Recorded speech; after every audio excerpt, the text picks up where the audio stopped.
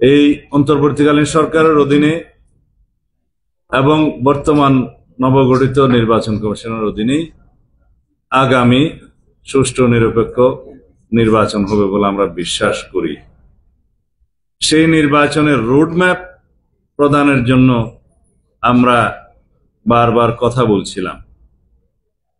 গত কয়েকদিন আগেও সরকারের উচ্চ পর্যায়ে মাননীয় প্রধান উপদেষ্টার সাথে আমরা কথা বলেছি।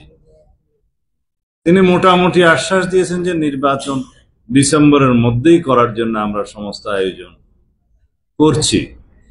নির্বাচন কমিশনের সাথে আমরা দেখা করতে গিয়েছিলাম, তাদের প্রস্তুতি সম্পর্কে আমরা জেনেছি। আইন হচ্ছে জানুয়ারির 2 তারিখ প্রতি বছর ভোটার তালিকা আপডেট হয়, মার্চের 2 তারিখ সেটা আরো রিফাইন্ড হয়, এরপরে আরো কিছু শুনানির প্রক্রিয়া থাকে, সেটা মে মাসের মধ্যে সমাপ্ত হয়। বলছেন জুনের মাঝামাঝি মোটামুটি নির্বাচনী এই ভোটার তালিকা সংক্রান্ত অন্যান্য কর্ম আমাদের সমাধান হয়ে যাবে। ডিলিমিটেশন সহ কিছু বিষয়ে আইনে একটু জটিলতা আছে, সেটা এর মধ্যে একই সাথে চলতে পারে। এবং অন্যান্য রিফরমেশন যেগুলো আছে, সংস্কার নির্বাচনমুখী, জরুরি, স্বল্প মেয়াদী, অনেকেই কথা বলছেন স্বল্প এবং মধ্য দীর্ঘমেয়াদী। এই স্বল্প মেয়াদী সমস্ত সংস্কারগুলো করে আমরা হিসাব করে দেখেছি এটা খুব বেশি হলে মে জুন পর্যন্ত সময় লাগে। তাহলে এরপরে ইমিডিয়েট নির্বাচন নয় কেন?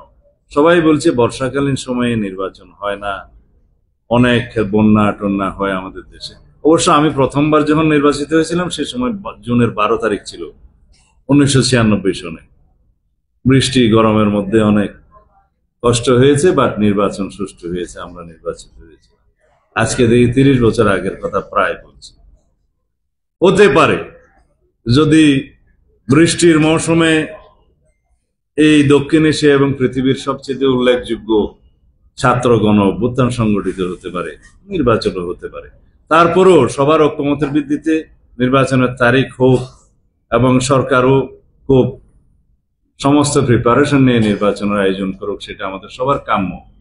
যদি ওনারা নির্বাচন ডিসেম্বরের ভিতরে দিতে চান, তাহলে আরো 3 মাস আগে তফসিল ঘোষণা করতে হয়, অন্তত পক্ষে চূড়ান্ত প্রস্তুতি নিতে হয় নির্বাচন কমিশন, সেটার একটা বিষয় আছে। এই হলো নির্বাচন।